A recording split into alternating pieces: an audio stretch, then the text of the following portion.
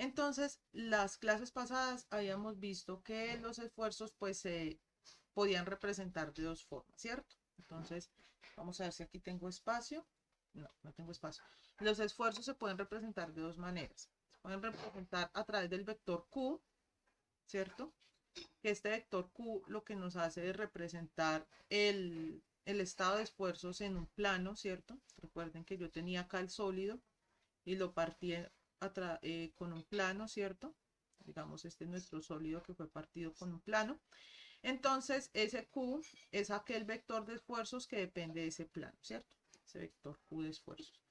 Entonces, por eso es que en la fórmula aparecen dos elementos muy importantes, que es sigma por n gorrito, en donde n gorrito es el vector que describe el plano, ¿cierto? Que, recordemos que todos los planos se representan a través de un vector, ¿cierto? Entonces, ese vector debe ser unitario para nuestro caso, porque está construido a través de los cosenos directores, ¿cierto? Eso es lo que hemos visto, directores. Y la matriz sigma, que es el estado de esfuerzos,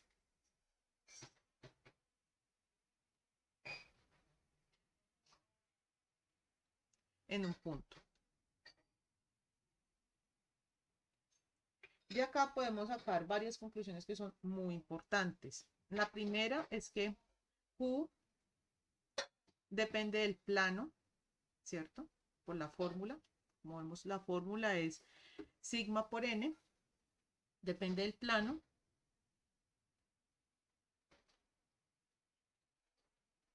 Del plano representado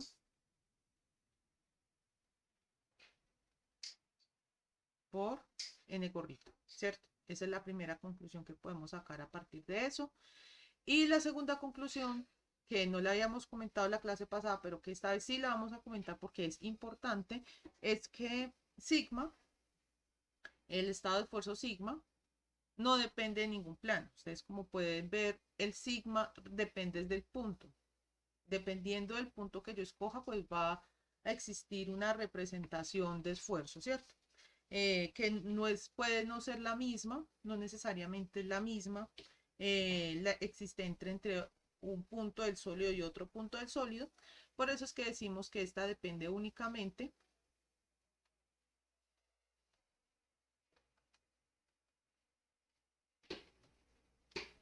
del punto, ¿cierto? Porque miren que en la representación que estábamos haciendo del punto en el caso rectangular para 2D y en el caso cúbico para 3D o en el paralelepípedo para 3D, nunca consideramos el plano. Nosotros únicamente consideramos que había un punto y ese punto tenía un estado de esfuerzo, ¿cierto? Entonces ahí intrínsecamente decíamos, el estado de esfuerzo no depende del plano. En cambio, cuando obtuvimos todas las fórmulas, las leyes de Cauchy, para 2 y 3 dimensiones, ahí sí aparecía ese plano, ¿cierto? Entonces, Q depende del plano, sigma no depende del plano. Entonces, esos son dos elementos que debemos tener en cuenta a la hora de diferenciar el vector Q de la matriz sigma. Por eso es que el vector Q nos da en forma vectorial, en cambio sigma lo tenemos en forma matricial, ¿cierto? Entonces, ahorita vamos a hablar de cambio de base. Recordemos que nosotros todas las fórmulas que habíamos obtenido las estábamos trabajando en un sistema coordenado X, Y, Z, ¿cierto? Todas las fórmulas, nosotros estábamos hablando del plano, o más bien del espacio coordenado de la base, que era ortogonal, ¿cierto? Eh, pero a veces nosotros, por diversos motivos, debemos cambiar de base. Por ejemplo, algunas veces es más fácil trabajar con bases que están giradas a trabajar con bases que son ortogonales, ¿cierto? O la base cartesiana más bien. ¿Por qué? Porque digamos, tener un caso muy sencillo, cuando nosotros tenemos un elemento, digamos en elementos finitos, nosotros tenemos un elemento así, ¿cierto? Un elemento llamado cercha. Y entonces muchas veces pues a nosotros nos queda muy complicado en elementos finitos, que es pues esto en varios elementos pequeños, ¿cierto? Como lo dice su nombre. Y entonces, en ocasiones la formulación para hallar diversas cosas, como los esfuerzos, bueno, muchas cosas, las fuerzas que viajan, es muy complejo así. Entonces lo que nosotros hacemos es crear un nuevo sistema cartesiano para esa barra. También creamos después un nuevo sistema para esta barra y lo vamos a estar creando todo el tiempo. Algo parecido pasa con los esfuerzos. Entonces, muchas veces para nosotros es más fácil trabajar en otros sistemas coordenados que en el sistema clásico de coordenadas que nosotros conocemos, X, Y, Z. Entonces, por eso es que aparecen unas nuevas coordenadas X', Y'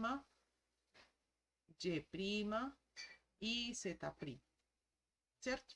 Entonces, como nosotros estamos hablando de dos sistemas coordenados, nosotros tenemos que construir la forma de relacionar uno con el otro, ¿cierto? Entonces eso es lo que vamos a ver el día de hoy. Entonces, nosotros estamos acostumbrados a trabajar en este sistema cartesiano, en donde tenemos un vector R o un punto R, y ese R está representado por unas coordenadas X, Y, Z, ¿cierto? Bueno, este es el eje X, este es el eje Y este es el eje Z, ¿cierto? Nosotros estamos acostumbrados a trabajar en ese sistema. Y recordemos que en la clase pasada nosotros teníamos dos formas de representar la posición pues de este punto R, ¿cierto? Que en últimas es un vector desde el origen hasta el punto R. Teníamos dos formas. Primero la clásica, la que nosotros conocemos, que es X, Y, Z. Y la otra, que nosotros en últimas, como esto para llegar a este punto desde el origen teníamos que hacer una suma de vectores en últimas. Entonces, pues esto era una suma vectorial. ¿Vectorial de qué? De estos elementos unitarios, ¿cierto? Entonces que nosotros llegábamos y avanzábamos X1, Y2, otro vector que era Y2 y ZE3, ¿cierto?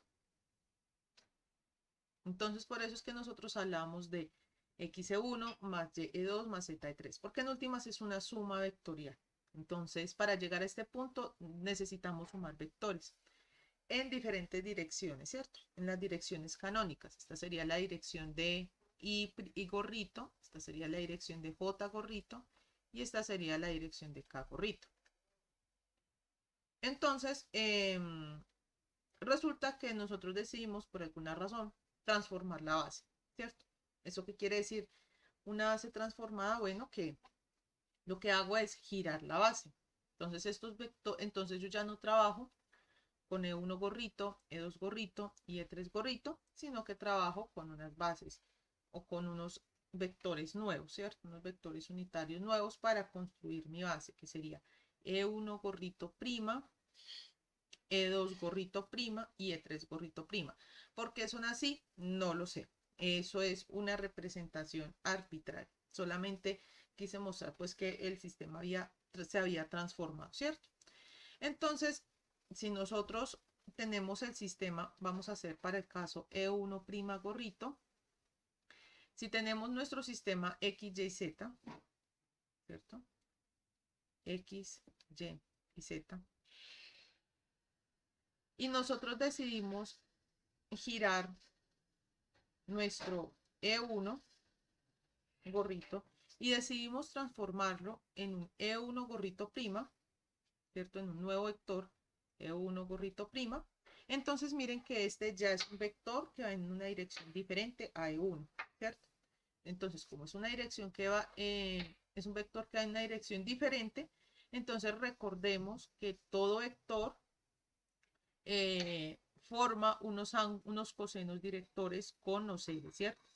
Todo vector unitario forma unos ángulos, ¿cierto? Entonces recordemos que este E1 gorrito va a formar un ángulo θ1 Este vector E1 gorrito va a formar un ángulo θ2 con el eje Y un ángulo θ3 con el eje Z. ¿Cierto? Eso lo habíamos visto. Entonces, recordemos también, por eso era tan importante hablar en ese momento de los cosenos directores, que en últimas todos los vectores unitarios están formados por cosenos directores. Que los cosenos directores son los cosenos de los ángulos que se forman con los ejes coordenados iniciales, ¿cierto? Los ejes coordenados, digámoslo así, cartesianos, ¿cierto? Entonces, en el caso de E1 gorrito, prima, que sería pues este vector que estamos representando acá, eh, con este azulito, en este caso, pues sería, este A1 representaría el coseno de θ1, ¿cierto? Este beta 1 sería el coseno de θ2, ¿cierto? Que yo lo enuncié θ2 como ese ángulo. Y este gamma 1 sería el coseno de θ3, ¿cierto? Para el vector E1'. Ahora, si yo estoy manejando ya no E1, sino que voy a manejar E2, voy a borrar esto acá para representárselos acá. Les borro ay, borré el eje.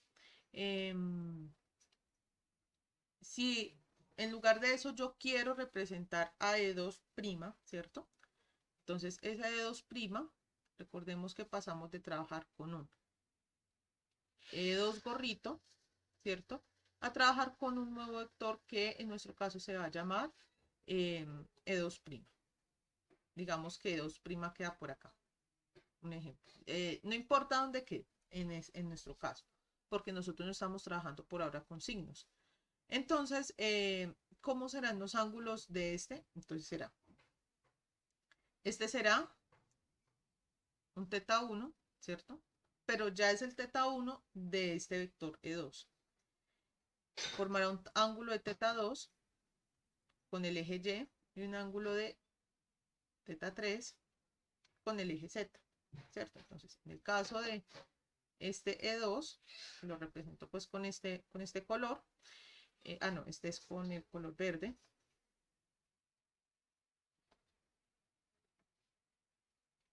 Entonces, en este caso tendríamos que, ¿cuál sería nuestro alfa 2? Alguien que me cuente, por favor.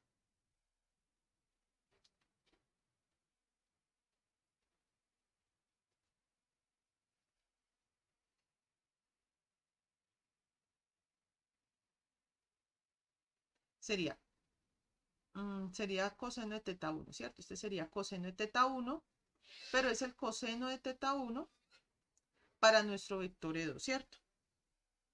Ya es otro coseno, mejor dicho. Ya nos olvidamos de ese otro vector, del vector E2, E2, E1 gorrito, prima, y entonces ya empezamos a construirlo, ¿cierto? ¿Cuál sería beta 2? ¿Cuál sería beta 2 en nuestro caso? Sería coseno de θ2, ¿cierto? Entonces, sería coseno de θ2. Sería coseno de θ2, pero en nuestro vector E2' gorrito, ¿cierto? E2' gorrito. Y este gamma 2 sería coseno de θ3, ¿cierto? Todos los gamas son cosenos del ángulo formado con el eje Z. Y nuestro caso sería coseno de θ3, pero de nuestro vector E2' gorrito. Así hacemos la construcción de E2'. Y la construcción de E3', pues la hacemos, borré eso, de una forma similar. Entonces voy a borrar este vector.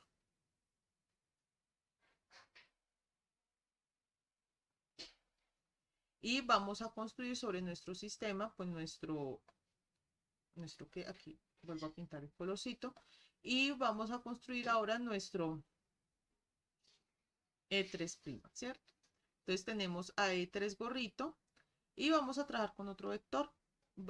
Supongamos que decidimos girar nuestro vector E3 gorrito y lo transformamos en este vector, por ejemplo, ¿cierto?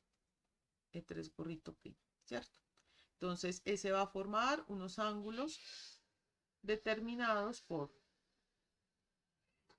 teta 1, teta 2 y teta 3, ¿cierto? Entonces, en este caso, para nuestro vector E3' gorrito, entonces tenemos lo siguiente. Tenemos que A3 es igual ¿a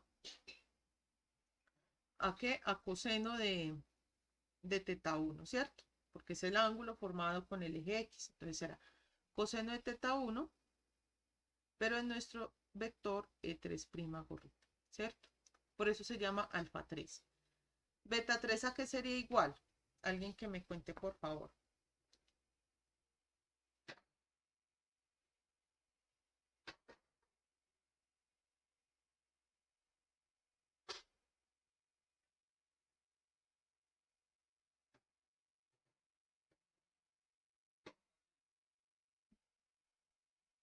Sí, sería de E3' gorrito, ¿cierto? Muy bien. Y este gamma 3 sería, no, ese es coseno de teta 2, disculpe, lo copié mal. Y este sería coseno de teta 3, porque recuerden que todos los gamas son los cosenos con el ángulo del ángulo formado con el eje Z.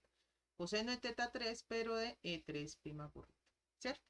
Entonces, aquí les voy a escribir como para que les quede, estos son los cosenos de los ángulos formados con eje X. Estos son los cosenos de los ángulos formados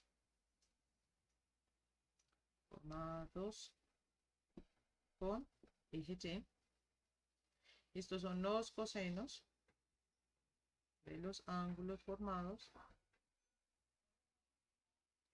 con eje Z. ¿Listo? Ahí como para que ustedes los vayan como interiorizando, ¿cierto? Entonces, esta es la construcción que nosotros hacemos de nuestro ¿qué? De nuestro vector, ¿cierto?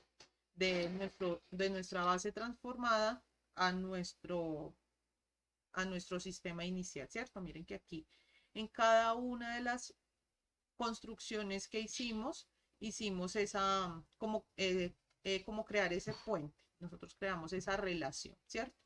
Entonces, nosotros, como ustedes pueden ver acá, nosotros creamos, voy a borrar esto acá como para rayarlo un poquito. Entonces, miren que nosotros acá en últimas creamos un sistema de ecuaciones, ¿cierto?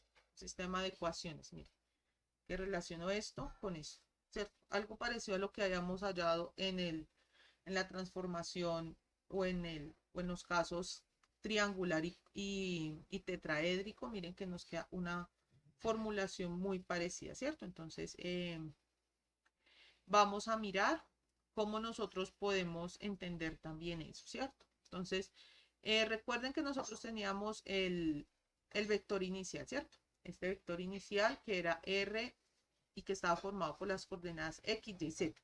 Miren que en ningún momento he trabajado ¿con qué? Con, con números, porque realmente estas construcciones se hacen es a partir de deducción general.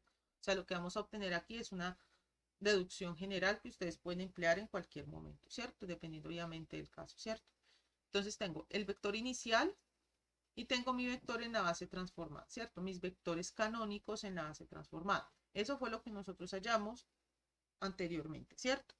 Entonces, vamos a hacer producto punto. Recuerden que el producto punto es un tipo de operación que nos da como resultado un escalar, ¿cierto? Entonces, recuerden, aquí vamos a colocar que, recordemos de la clase pasada que E1 equivalía a I, E2 gorrito equivalía a J y E3 gorrito equivalía a K gorrito, ¿cierto? Entonces, E1 gorrito, como E1 gorrito equivale a I gorrito, recuerden que estos son los vectores canónicos que me construyen mi sistema cartesiano común, ¿cierto? Entonces, ese vector canónico está construido por los vectores unitarios porque tienen gorrito, todo lo que tenga gorrito es unitario, entonces sería 1, 0, 0, 0, 1, 0 y 0, 0, 1 respectivamente, ¿cierto? Que pues va en la dirección X, en la dirección Y, en la dirección Z, unitarios, norma 1, ustedes si le sacan la norma a cada uno de estos son unitarios, y que son ortogonales entre sí, ¿cierto? Entonces eso quiere decir que forman una base. Recuerden que una base se forma por los vectores que son linealmente independientes, ¿cierto? Eso viene ya del álgebra lineal. Entonces vamos a hacer una operación y esa operación se llama el producto punto. Producto punto nos da como resultado un escalar. Este también se denomina producto escalar porque su resultado es un escalar, es decir, es un número. Aquí se los voy a colocar. Entonces, ¿cómo se hace este producto? Vamos a escoger este como ejemplo. Entonces, recordemos que E1 gorrito prima tiene estas coordenadas. Recuerden que estas en últimas son sumas de vectores. Miren, siguen siendo suma de vectores y como es una suma de vectores lo puedo representar también de esta forma, ¿cierto? Entonces, sería A1, alfa 1, beta 1, gamma 1. Este sería el E1 gorrito prima. E1 gorrito prima. Y este sería el E1 gorrito. ¿Cierto? Entonces, ¿cómo hago este producto? Sencillo. Cojo cada uno de sus componentes y lo empiezo a multiplicar, ¿cierto? Entonces esta sería la primera componente de este, ¿cierto? Y esta primera componente, ¿cierto? La multiplico. Ese resultado lo sumo con el siguiente producto de este con este, ¿cierto? De este con este, ¿cierto? Y el tercer producto que hacemos es este producto con este producto, ¿cierto? Todos esos resultados los sumamos, miren que en ningún momento aparece un vector y entonces por eso es que obtenemos como resultado pues un número, ¿cierto? Entonces, alfa 1 por 1 me da alfa 1, beta 1 por 0 me da 0 y gamma 1 por 0 pues me da 0, ¿cierto? Entonces, el producto de esto pues me da alfa 1. Algo parecido hacemos con este y este y este.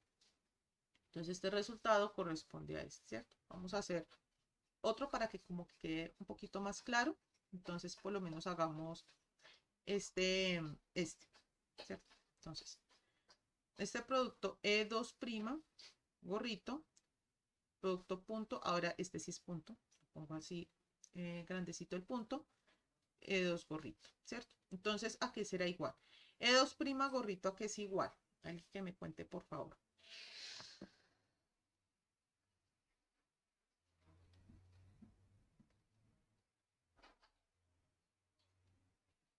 Sí, alfa 2, beta 2 y gamma 2, ¿cierto?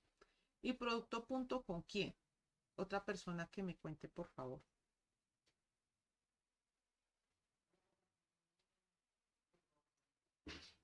0, 1, 0, ¿cierto? Entonces lo que hago es multiplicar eso. Entonces me quedaría. No, estoy haciendo ese el otro. Espera, borramos este y estoy haciendo ese. Haciendo ese, ¿cierto? Entonces, alfa 2 por 0, porque multiplico las primeras componentes, más beta 2 por 1, que multiplico las segundas componentes, más gamma 2 porque por 0, porque multiplico las terceras componentes, ¿cierto? Entonces lo voy multiplicando de esa manera. Y bueno, resolviendo esto, que es álgebra y aritmética, entonces obtengo como resultado el beta 2. Y así ustedes van obteniendo cada uno de estos resultados. Entonces, lo que vamos a hacer es que vamos a hacer un producto punto, pero van a ver lo siguiente. Ustedes ven en la gráfica, nos vamos a volver un momentico, que estamos hablando siempre del mismo punto R, ¿cierto? Y que el mismo punto R tiene una representación diferente dependiendo de la base en la que estoy trabajando, ¿cierto? Si estoy trabajando en la base inicial sería X, Y, Z, y si estoy trabajando en la base transformada es X', Y', Z', pero en últimas es el mismo punto. O sea que esas representaciones en últimas son las mismas. O sea, están representando lo mismo. Entonces, como esas dos formulaciones están representando lo mismo, entonces por eso es que yo digo que R es igual a XE1 gorrito más YE2 gorrito más ZE3 gorrito, que esta sería en la base inicial,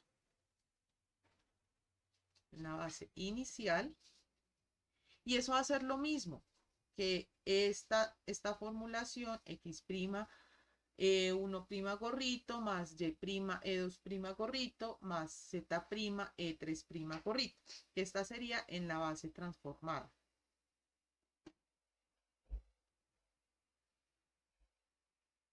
¿Por qué? Porque en últimas estoy hablando del mismo punto, solamente que, digámoslo, estoy cambiando mi sistema de referencia, ¿cierto? Entonces, para entender mejor esto, ustedes lo pueden ver como si yo estuviera midiendo una distancia determinada, ¿cierto? Digamos, esta distancia mide 1 metro, ¿cierto? En el sistema MKS eso mide 1 metro, ¿cierto? Pero digamos que ustedes no trabajan con el sistema de MKS, sino que ustedes trabajan con el sistema inglés. Entonces, ustedes dicen, no, eso no mide 1 metro, eso mide 3 pies, por ejemplo. 3 pies. Miren que es la misma distancia, pero en diferentes sistemas, ¿cierto? Algo parecido pasa acá. Estoy trabajando en diferentes sistemas, pero en últimas es el mismo punto que yo estoy representando, ¿cierto?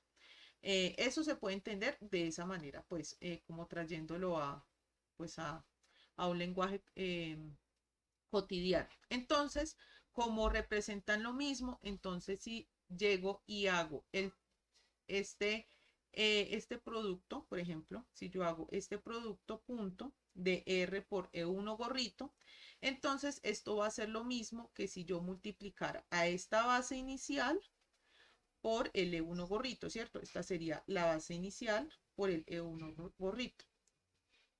Base inicial. Y miren que yo también puedo multiplicar esto mismo por el E1 gorrito, ¿cierto? Porque es la base transformada.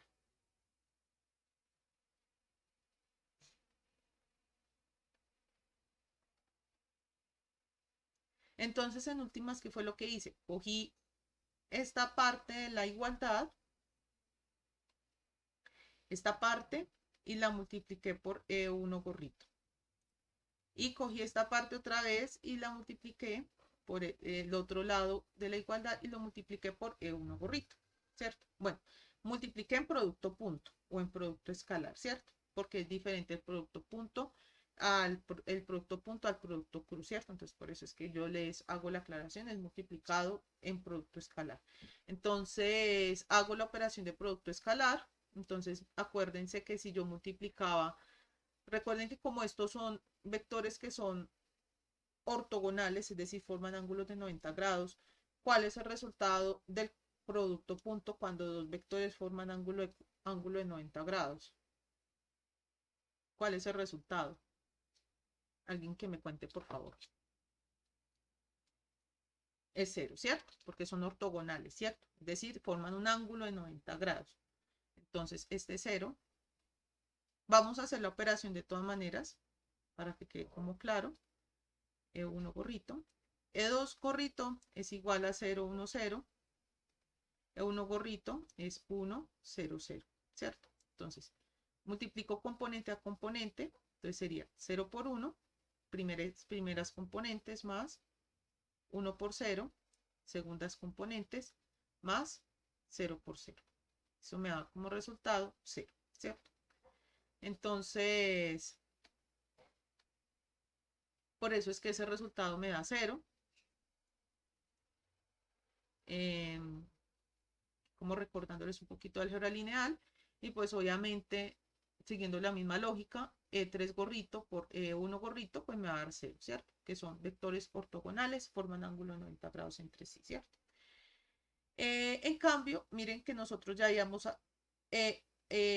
alcanzado pues estos resultados en la diapositiva anterior, ¿cierto? Entonces, la primera operación que hicimos fue esta me da como resultado alfa 1.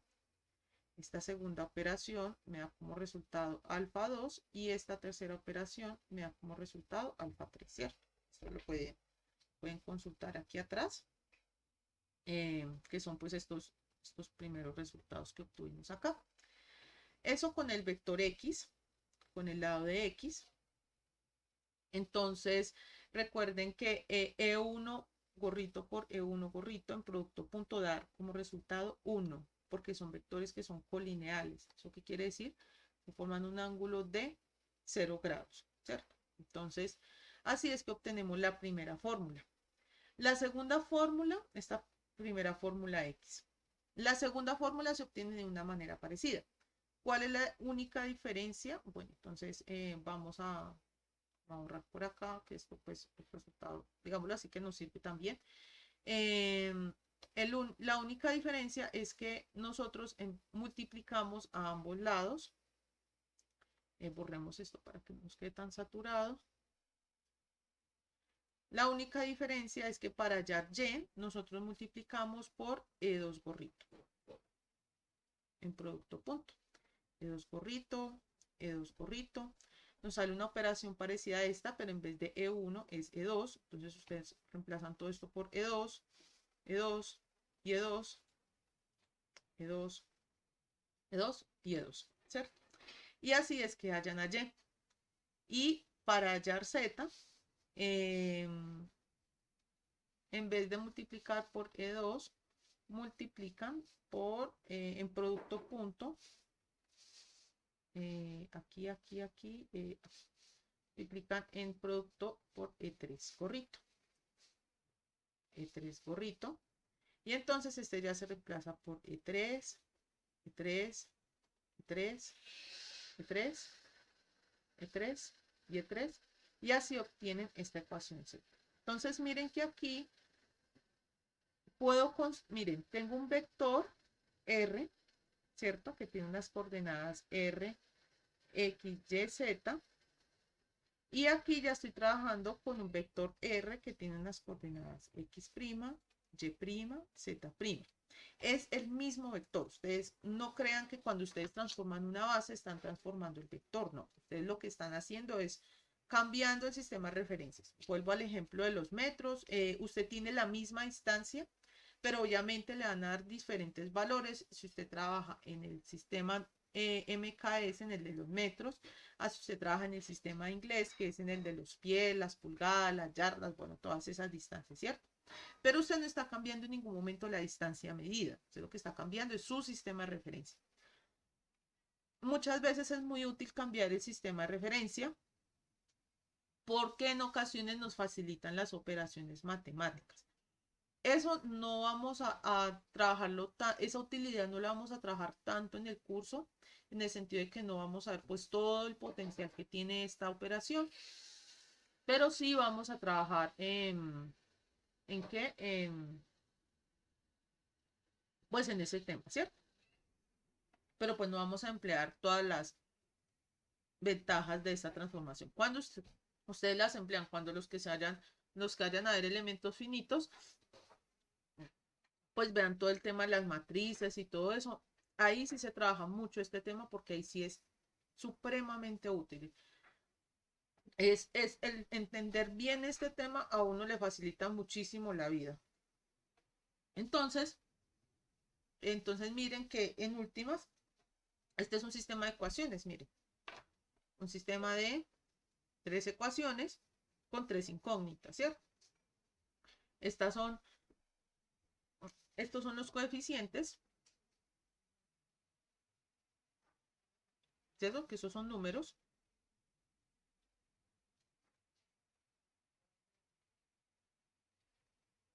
Estos son los coeficientes.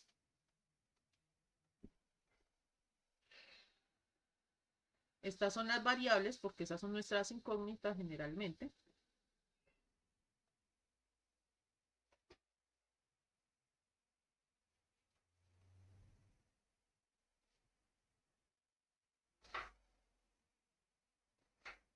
O también se les conoce como variables. Y tenemos nuestras constantes, ¿cierto?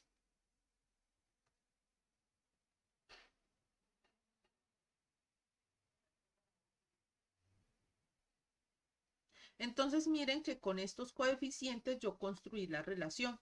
construí ese puente que yo necesito establecer entre mi base transformada y mi base inicial. Entonces esta es lo que nos relaciona los dos sistemas, ¿cierto? El sistema transformado, los dos sistemas. Nos relaciona el sistema transformado con nuestro sistema original. Entonces, ¿cómo construimos eso en qué? En notación matricial. Entonces creamos una matriz de coeficientes. Los coeficientes siempre quedan en forma matricial. Las variables siempre quedan en un vector. Y las constantes pues quedan en otro vector, ¿cierto? Y nosotros podemos trabajar esta matriz de coeficientes como lo que nosotros denominamos la matriz de transformación. Es una matriz de transformación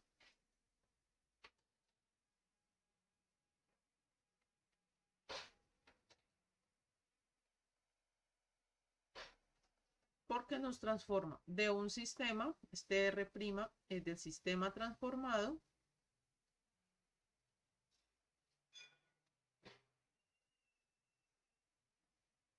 o más bien de R expresado en sistema transformado,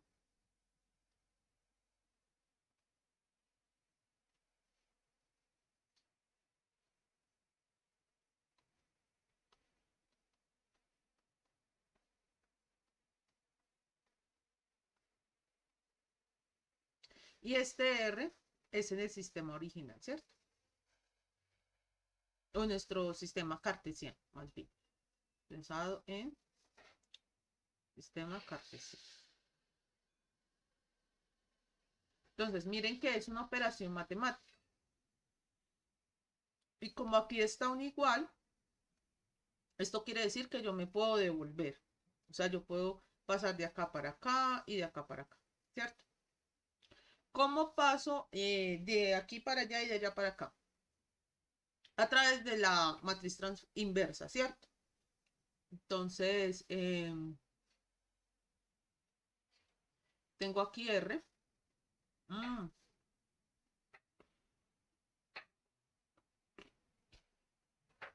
Ay, se me borró.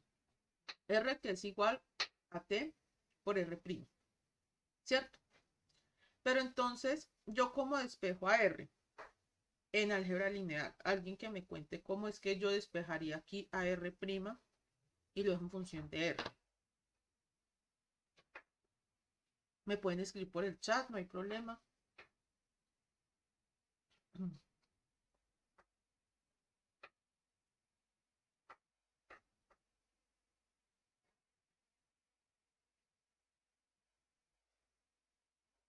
Cuando ustedes pasan, digamos, ustedes tienen un número, ¿cierto? Yo tengo aquí a X igual a 3Y. ¿Yo cómo despejo a Y?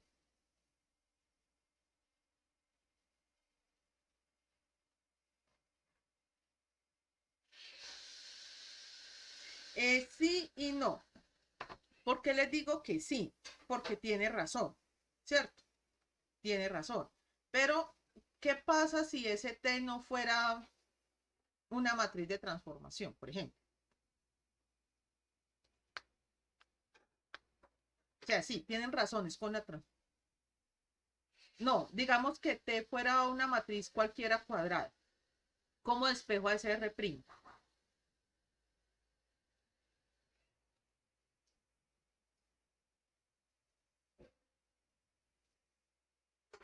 ¿No? Nada, no se acuerda. Multiplican por la inversa, ¿cierto? Para que dé la identidad. Entonces, multiplico ambos lados por T a la menos 1, ¿cierto? T a la menos 1 es mi matriz inversa, ¿cierto? Asumimos pues que esa matriz tiene ciertas características, que es cuadrada, que existe, que tiene inversa, porque si no tiene inversa yo no puedo hacer esta operación, ¿cierto? Entonces asumimos que tiene inversa. Entonces, por T a la menos 1, por T, por R', ¿cierto?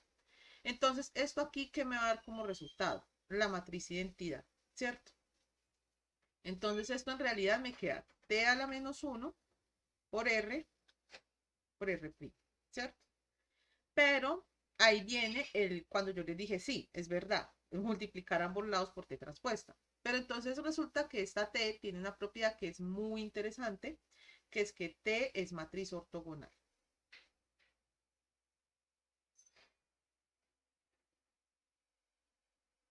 El hecho de que yo esté trabajando en una matriz ortogonal, esto me implica dos elementos. Primero, que el determinante de la matriz T va a ser igual a más o menos 1, siempre. Y número 2, que la inversa de la matriz es igual a la transpuesta de la matriz, ¿cierto? Aquí pues no voy a hacer la demostración porque ustedes ya lo vieron en tensorial, pero pues se lo refresco, ¿cierto? Entonces, aplicando esta propiedad, entonces, como T es ortogonal, entonces T a la menos 1 se convierte en T transpuesta, ¿cierto? Entonces T transpuesta por R es igual a R'. Y entonces obtenemos esta forma. ¿Cómo se representa T transpuesta? Bueno, convirtiendo las filas en columnas. Entonces esta fila transforma en la primera columna, la segunda fila en la segunda columna y la tercera fila en la tercera columna, ¿cierto? Nada más eso. Y entonces aquí más adelante hablo de que T se denomina una matriz de transformación y es una matriz ortogonal, ¿cierto? Entonces, como nosotros construimos todos los vectores obedeciendo la regla de la mano derecha, o sea, son dextrógiros, yo creo que algunos se acuerda de eso de tensorial, ¿cierto? Nosotros, pues nosotros no somos conscientes de eso, pero realmente la construcción que nosotros siempre hacemos de los vectores es empleando la regla de la mano derecha. Eh, siempre vamos de X, Y, Z, no de Z, Y, X, ¿cierto? Nosotros construimos X, Y, Z. Los barremos como si estuviéramos siempre empleando la mano derecha. Entonces, como los construimos con la regla de la mano derecha, entonces eso quiere decir que es en sentido dextrógiro, en sentido contrario a las manecillas del reloj. Eso quiere decir que su determinante siempre va a ser 1. Esa es la ventaja que nosotros tenemos acá. Nosotros allá en tensorial nos podía aparecer una octogonal cuya determinante de la matriz T fuera igual a menos 1. Pero ese no es nuestro caso. Esa es otra simplificación que se hace con respecto a mecánica tensorial. Todas las matrices de transformación tienen como determinante 1.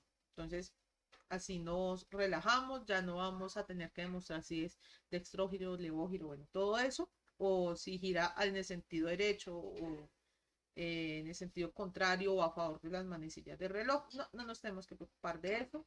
Simplemente determinante de T es igual a 1. ¿Listo?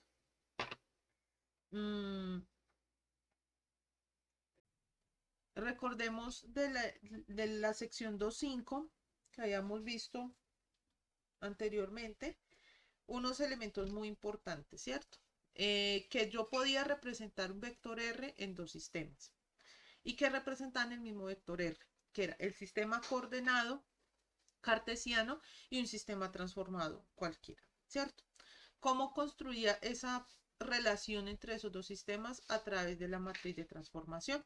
¿Y qué es la matriz de transformación? Son los cosenos directores de cada uno de los ángulos, perdón, de cada uno de los vectores transformados, canónicos transformados, ¿cierto? Entonces, que este alfa 1 era E1' gorrito con respecto a E1 gorrito, que este era, por lo menos, este eran los ángulos que formaba E1' gorrito en el sistema tradicional o en el sistema inicial, en el sistema cartesiano, como lo quieran llamar, como les quede más fácil de entenderlo. Este E2' gorrito eran todos los cosenos directores de este vector en el sistema cartesiano y que este eran todos los cosenos directores, eran todos los cosenos directores de 3' gorrito, ¿cierto? Entonces, construía un puente, una relación entre mi sistema transformado y mi sistema inicial, original, sistema cartesiano. Yo lo llamo sistema cartesiano, que pues me es más fácil de recordar. Cartesiano.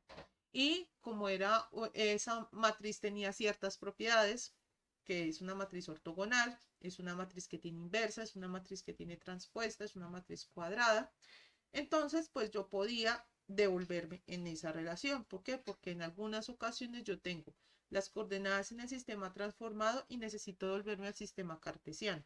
¿Qué es lo que generalmente pasa? Entonces, o sea, generalmente nosotros tenemos diferentes sistemas, ¿cierto? Entonces, eh, necesitamos hallar en el transformado y nosotros tenemos el cartesiano, ¿cierto? Entonces, lo que hacemos es trabajar con la transpuesta. Realmente se trabaja con la inversa, pero ¿qué? Pero como esta matriz es ortogonal, entonces la inversa se transforma o se convierte en una transpuesta, ¿cierto?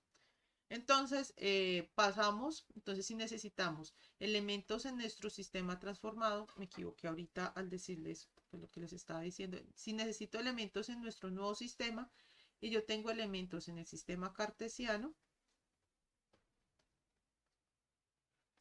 pues me devuelvo, ¿cierto? Aunque bueno, este es el caso que más sucede realmente. Tengo elementos en el sistema transformado y necesito hallarlos en el cartesiano. Hay ocasiones en las que ustedes tienen elementos en el sistema cartesiano y necesitan hallarlos al sistema transformado, ¿cierto? Eso fue lo que vimos en la sección 2.5. Pero entonces nos vamos a traer un resultado que ustedes traen de mecánica tensorial, que es la transformación de matrices de matrices, ¿cierto? Entonces ustedes por allá recordarán de álgebra lineal cómo yo pasaba de un sistema a otro, ¿cierto? Entonces, este es cuando pasaba del cartesiano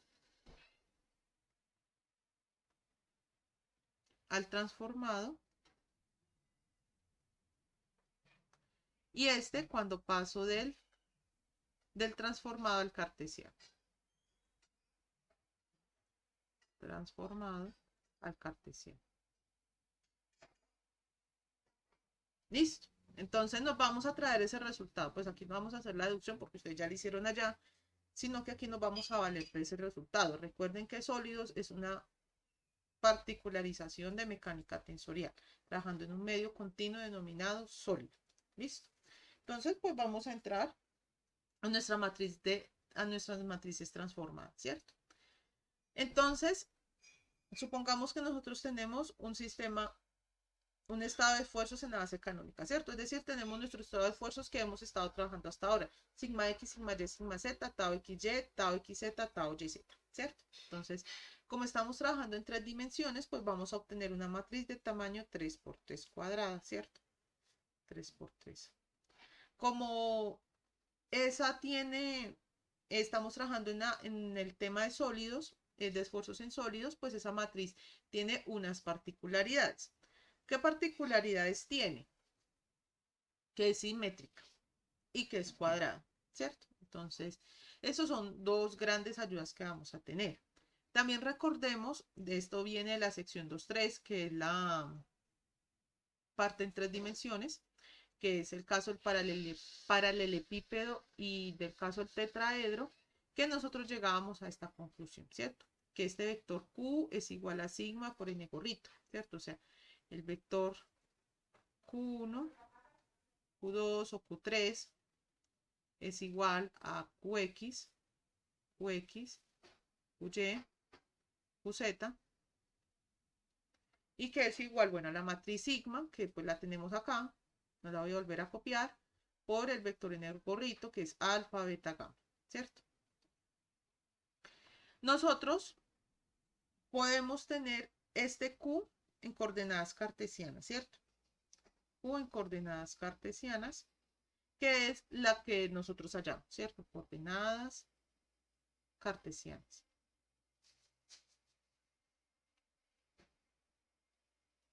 Pero resulta que puede que no tengamos ese Q en coordenadas cartesianas, sino en otras coordenadas. ¿Por qué? ¿Quién sabe? Pero lo tenemos en otras coordenadas. Entonces, en ese caso, nosotros ¿cómo trabajaríamos? Bueno, recuerden que Q es un vector, ¿cierto? Entonces, ¿cómo yo pasaba de mi sistema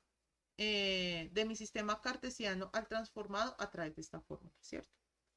Recordemos acá los vectores, ¿cierto? Los vectores. Entonces lo que hago es reemplazar este vector R por el vector Q que nosotros tenemos. Vector R, este sería nuestro R y este sería nuestro R', ¿cierto? Y esta es nuestra matriz de transformación, pero ya traspuesta, ¿cierto? Y aquí tenemos, si yo tengo el R, que es igual a T por Q'. Ah, perdón, por R'.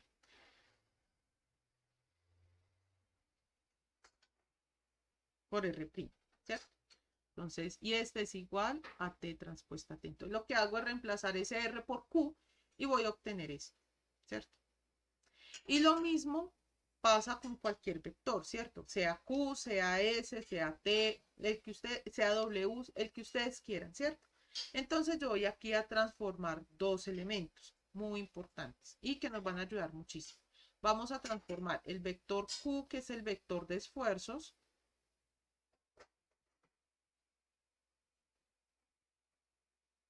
y voy a transformar el vector n gorrito, que es nuestro vector unitario.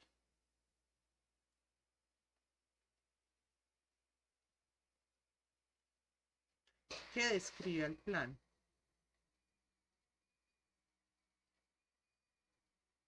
¿Por qué vamos a transformar esos dos? Porque miremos esta fórmula. En esta fórmula está Q y está n gorrito. Lo que vamos a hacer es trabajar con esta fórmula. Entonces, vamos a sustituir a Q y a n gorrito en esta ecuación, ¿cierto? Entonces, llegamos, lo sustituimos. Tin, tin, tin. Listo.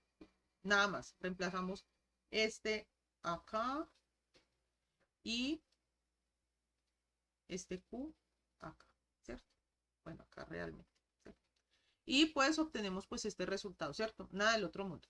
Entonces, cuando ustedes multiplican al lado izquierdo se llama premultiplicación en matrices, ¿cierto? Cuando ustedes multiplican o colocan al lado izquierdo una matriz se llama multiplicación, premultiplicación. Entonces, premultiplico en ambos lados por la inversa, que es en realidad la operación que yo, o sea, es realmente la operación que se debe hacer.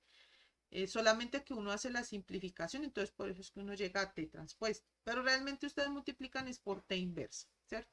Entonces multiplico en ambos lados, en el lado izquierdo, por T a la menos 1, porque es muy diferente multiplicar al lado izquierdo que multiplicar al lado derecho, dan resultados diferentes. Entonces obtengo pues esta expresión, ¿cierto? Lo que llegué acá y multipliqué acá por T a la menos 1 y multipliqué acá por T a la menos 1, ¿cierto? Y entonces recuerden que T a la menos 1 por T es igual a la matriz identidad, ¿cierto? La inversa por la matriz es igual a la matriz identidad.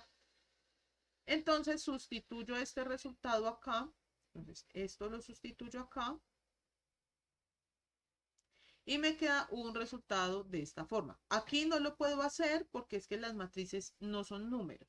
Entonces yo no puedo llegar y ponerlo a la derecha y ponerlo a la izquierda si lo deseo. Entonces, por eso es que acá sí no puedo hallar ese resultado. Se te da la menos 1 por sí, ese queda tal cual como está. ¿Por qué? Porque esta es una matriz, esta es otra matriz, esta es otra matriz, ¿cierto?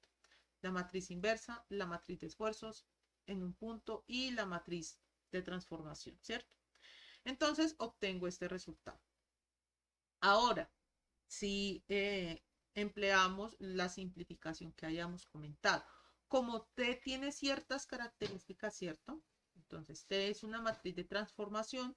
Se dice que las matrices de transformación, en nuestro caso, son matrices ortogonales. ¿Eso qué quiere decir? Que la inversa es igual a la transpuesta. No se la aprende así. Entonces, T es igual a la menos, T a la menos 1 es igual a T transpuesta. Entonces, lo que hago es reemplazar este T a la menos 1 por T transpuesta en esta fórmula, ¿cierto? En esta fórmula.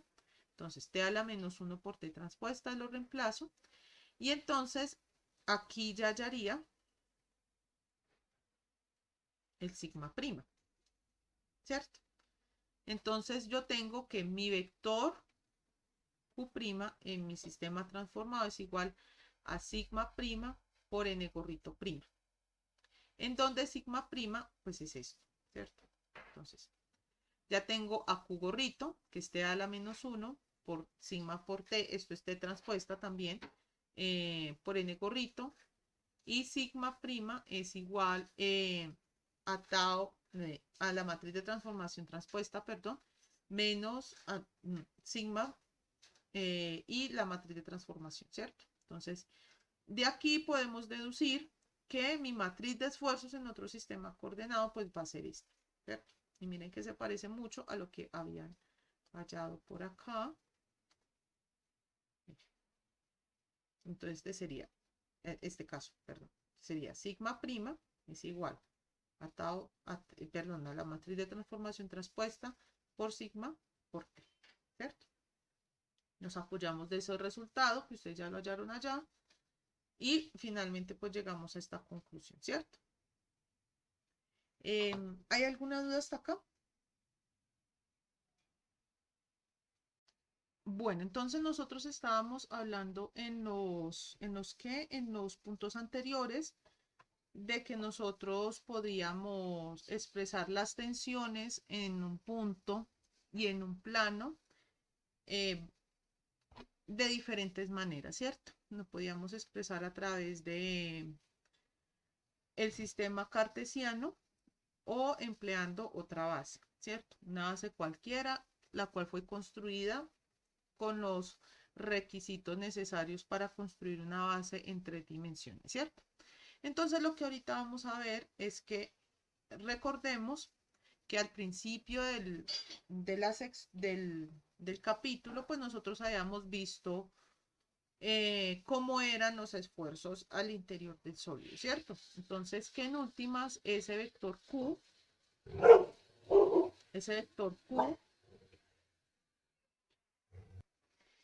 habíamos visto que el vector Q realmente era el resultado de dos vectores, ¿cierto? Recordemos que cualquier vector, si tenemos una superficie, digamos esta es mi superficie, y cualquier vector se puede representar como un vector R, se puede representar como la suma de dos vectores. En últimas, todo vector es la suma de dos vectores, ¿cierto? En nuestro caso va a ser la suma de un vector que es paralelo al plano, es paralelo, y otro vector que es perpendicular a ese plano, ¿cierto? Perpendicular a este plano, ¿cierto? Entonces algo parecido teníamos con esas fuerzas internas que se desarrollaban en el interior del sólido, ¿cierto?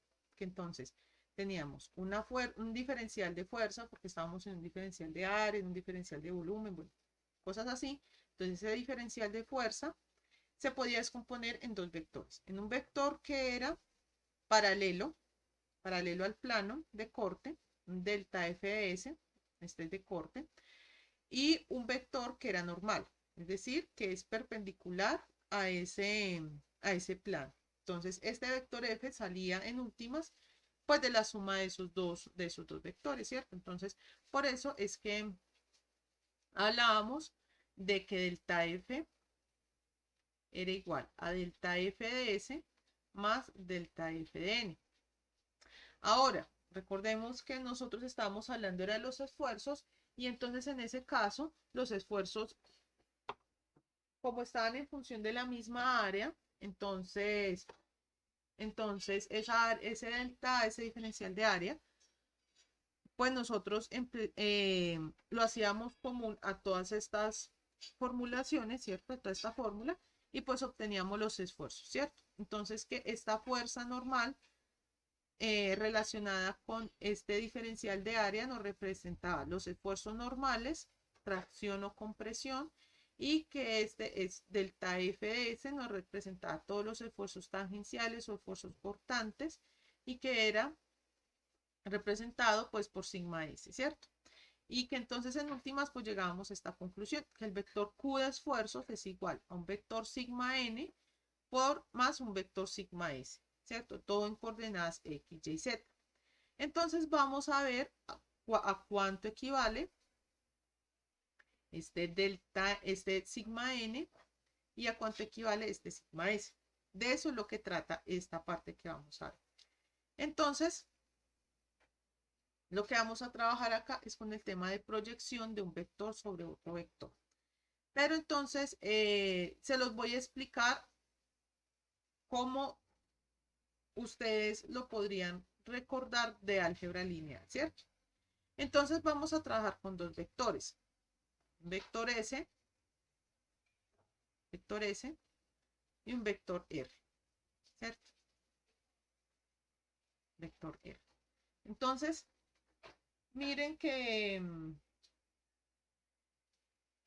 en este caso yo puedo hallar una proyección de S sobre R, ¿cierto? Entonces,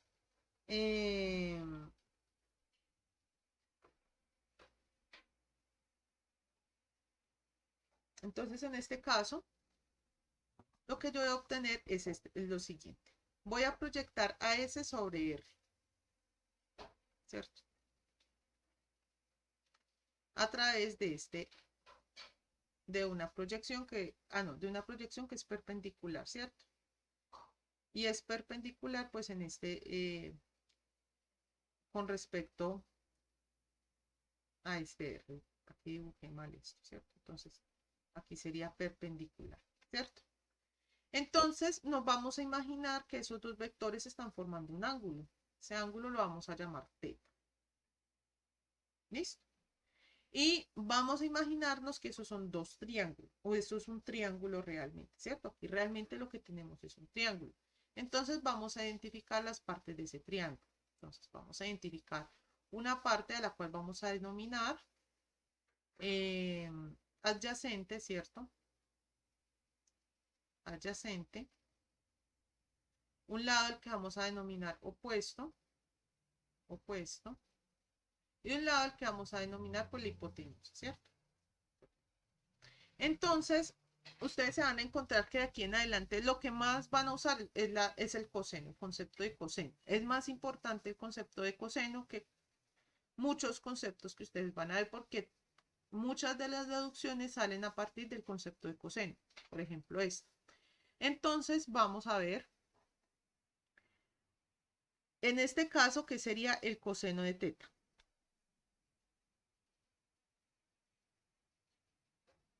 ¿Alguien que me cuente, por favor?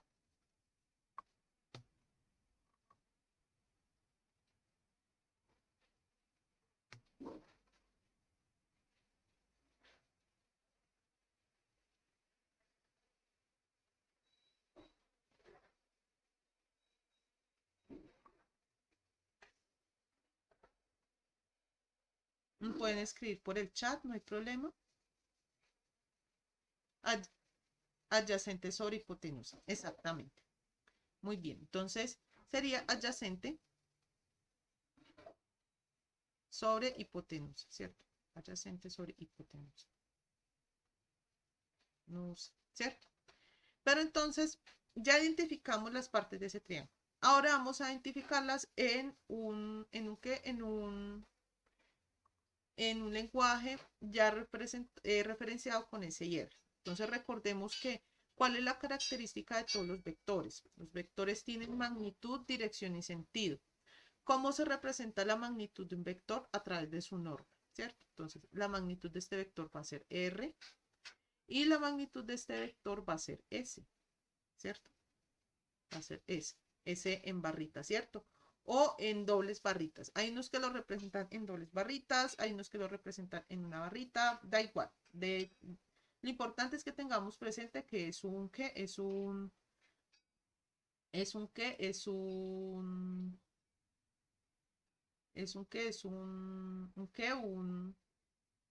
una norma, ¿cierto? Entonces aquí dejamos enunciado que es una norma.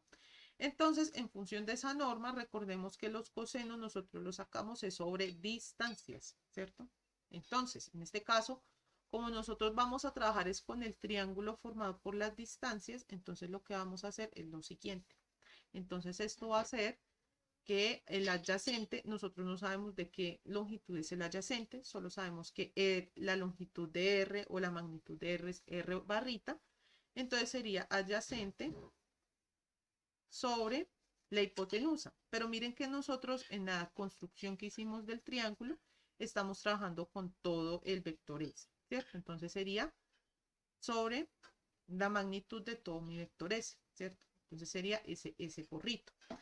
Entonces nos vamos a traer un resultado que ustedes vieron por allá en física y que también lo vieron por allá en álgebra lineal. ¿Cuál es el resultado? La relación que yo puedo construir entre el producto punto y el coseno de los ángulos del ángulo formado entre los vectores. Entonces, recordando, les voy a colocar acá, recordando.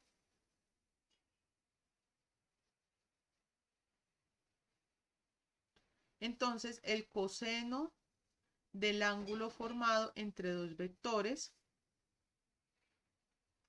¿cierto? Es igual al producto punto de los vectores sobre el producto de sus normas. Bueno, ustedes dicen, no, yo no vi ese resultado. Entonces, ustedes posiblemente vieron un resultado parecido a este. El producto de las normas por el coseno de teta es igual a r.s, ¿cierto? De esta forma yo podía relacionar el producto punto con el coseno. Entonces, miren que aquí tenemos un coseno y nosotros tenemos la norma de r y la norma de s, ¿cierto? Tenemos la norma de r y la norma de s. Nosotros debemos conocer, bueno, cuáles son las normas de esos dos vectores, ¿cierto? Entonces, eso nos va a ayudar a nosotros para hallar el tema de la proyección, ¿cierto? Entonces, despejando el coseno de acá, pues nos da el resultado de acá arriba. Esto lo voy a poner como en un cuadrito, porque esto es como recordando. Entonces, el coseno de teta es igual a adyacente sobre hipotenusa. Y ese adyacente se quedaría adyacente sobre ese primo, ¿cierto? Pero ¿qué pasa? Yo ya tengo el resultado de coseno. Entonces lo que hago es reemplazar. Entonces reemplazo esta definición de coseno, la cual voy a poner en verde, la reemplazo en la fórmula. Entonces, ¿cómo me quedaría? Me quedaría R', el negro aquí, sería R producto punto S es igual sobre R S, ¿cierto? Reemplacé este coseno por esta definición. ¿Listo? Entonces me quedaría este, y entonces sería adyacente sobre SS barrita. ¿Y esto qué es igual? Pues sería, vamos a despejando producto punto.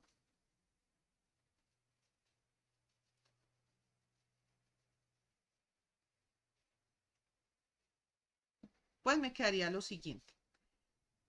R producto punto S es igual, o no, más bien hagámoslo más corrido hacia allá porque necesito escribir otras cositas. Entonces, R producto punto S es igual al adyacente, ¿cierto? Por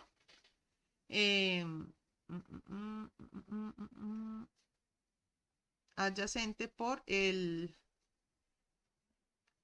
R barra S, ¿cierto? Sobre el S barrita, ¿cierto? Pero ¿qué pasa? Voy a hacer aquí como otro reemplazo, ¿cierto? Entonces lo que hago aquí es el R producto y voy a pasar este R abajo, que es igual a adyacente por el S barrita sobre el S barrita, ¿cierto? Hasta ahí todos me creen y todos están claros, ¿cierto? Lo que hice fue pasar este producto punto acá, esta multiplicación acá arriba y después pasé el R acá abajo, ¿cierto? Porque deseo expresarlo de otra manera, ¿cierto?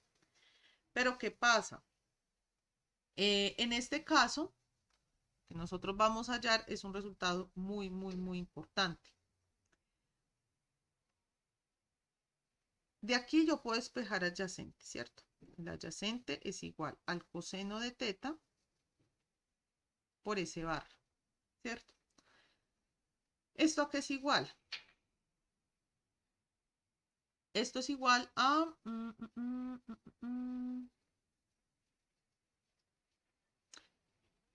Lo que hago es quitar esto y quitar esto, ¿cierto? Entonces esto va a ser igual a R producto.S sobre R, que es igual a adyacente.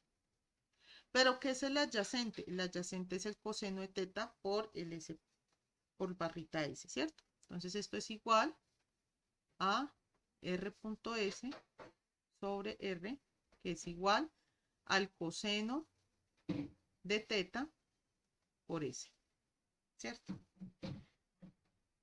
Y esto nosotros, ¿qué lo denominamos? Esto lo denominamos, miren que hallé en últimas el adyacente, ¿cierto? Esto es lo que nosotros en últimas llamamos la proyección.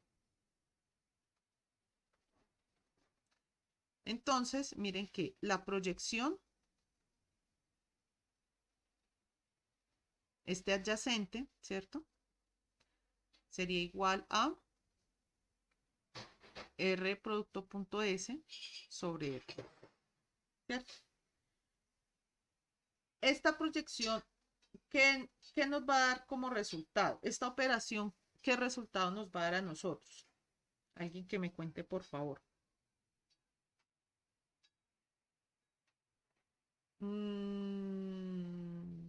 No, realmente no, porque no hemos todavía llegado a esa parte del vector unitario. Nos falta un pasito. Miren que aquí yo tengo un producto punto y yo tengo aquí una norma, ¿cierto? ¿Cuál es el resultado del producto punto? Un vector, ¿cierto? ¿Y cuál es el resultado de la norma? Perdón, el resultado del producto punto es un número y el resultado de una norma es otro número. Entonces lo que yo estoy hallando con esta proyección únicamente es la longitud de este lado. Recordemos que como trabajamos con cosenos, entonces únicamente hallé esa proyección. Únicamente hallé la longitud de ese lado. Yo no he hallado por ahora vectores, no he hallado nada, ¿cierto? A esto se le denomina una proyección escalar. Escalar. Ahora sí vamos a pasar al tema del producto punto. Resulta que en qué sentido estoy o en qué parte estoy midiendo esa proyección. La estoy midiendo en el sentido, en la misma dirección de R, ¿cierto? Sobre el mismo vector R, ¿cierto? ¿Eso qué significa? Que esa proyección va a tener la misma dirección que R, ¿cierto? Ahora, yo como indico que algo está en la misma dirección de algo, a través de su vector unitario, ¿cierto? Me explico. Si yo tengo un vector R acá, esta va a tener la misma dirección que este vector R gorrito. Sí, ¿cierto? Tienen la misma dirección. Lo único que se modifica es la magnitud, pero sigue siendo la misma dirección y el mismo sentido. Entonces, ¿yo qué hago? Lo que hago es multiplicar por R gorrito. Por R gorrito. Y entonces ahí es cuando le di ese vector unitario. Ahora, ¿cuál es la definición matemática del vector unitario?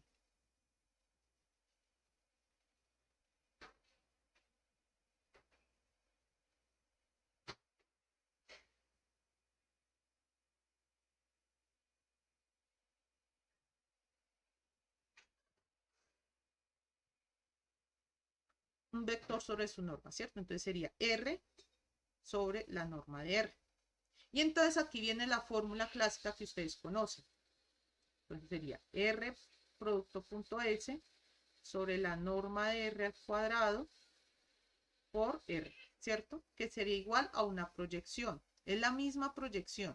Pero resulta que yo a esta proyección ya le di una dirección y un sentido, ¿cierto? Que es la dirección de R. O sea, ya posicioné ese lado adyacente sobre el vector, ¿cierto? Entonces esto ya sería una proyección vectorial. Entonces de aquí podemos hallar dos resultados. Si nosotros necesitamos únicamente, bueno, si yo proyecto este vector S sobre R, bueno, ¿cuánto me da, cierto? Si necesito la proyección escalar,